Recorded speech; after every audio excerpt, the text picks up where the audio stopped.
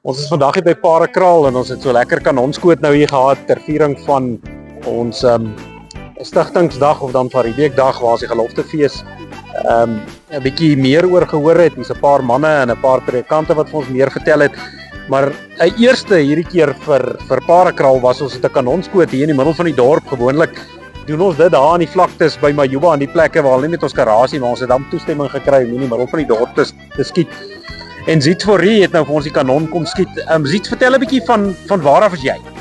Ek is van die ZR Kanonniersvereniging en ons het dit gestig om eintlik maar in ons belange van die Afrikaner ons kanonne en die gedenkgoed te beskerm daar. Waar is julle ouens gesetel?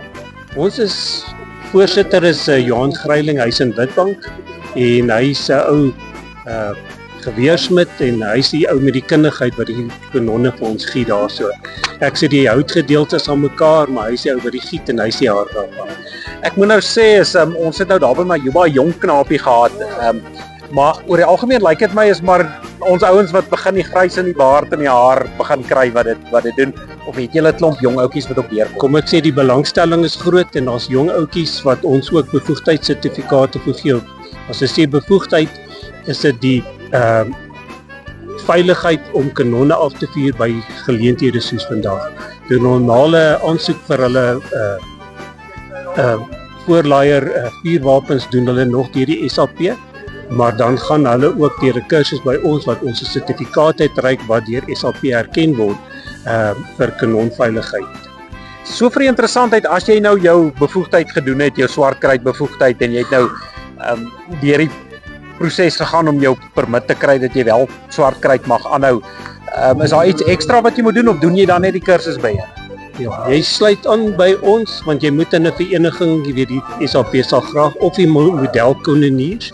Hulle maak ook gebruik van swartkruit of dan soos ons wat by die ZR is en ons het klompie filiate wat amper deel is van ons jy weet die Swartkruis Suid-Afrika wat ook baie betrokke is by die Voortrekker Monument.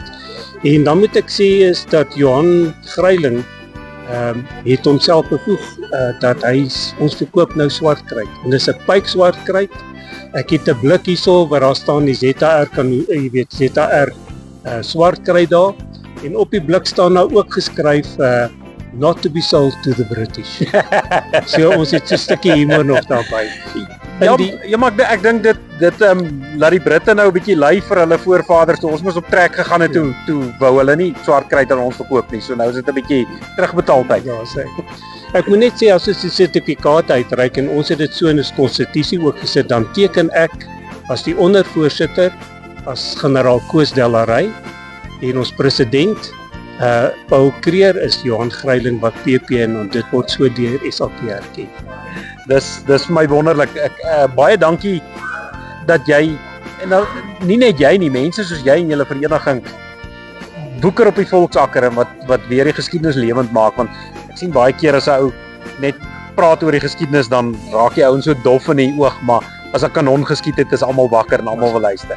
Ek moet sê, jy weet al hierdie goed het begin die belangstelling en 'n diepte belangstelling op die kanonne wat ek verkies was op die geloftefeeskomitee. En die Here bring 'n ding op jou hart. Hy bring dit by mense uit wat eintlik die dinge maak werk want hy wil hê. En ek dink ons is kosbaar as 'n Afrikaner volk vir hom. Ek kan nie op 'n beter noot afsluit as dit nie. Ons hoop julle het lekker saam met ons gekuier van Boer Media se kant af, Alwyn de Klerk. Dat die eer van sy naam verheerlik sal word deur die roem en die eer van oorwinning aan hom te gee. Alle eer aan die God van Abraham, Isak en Jakob.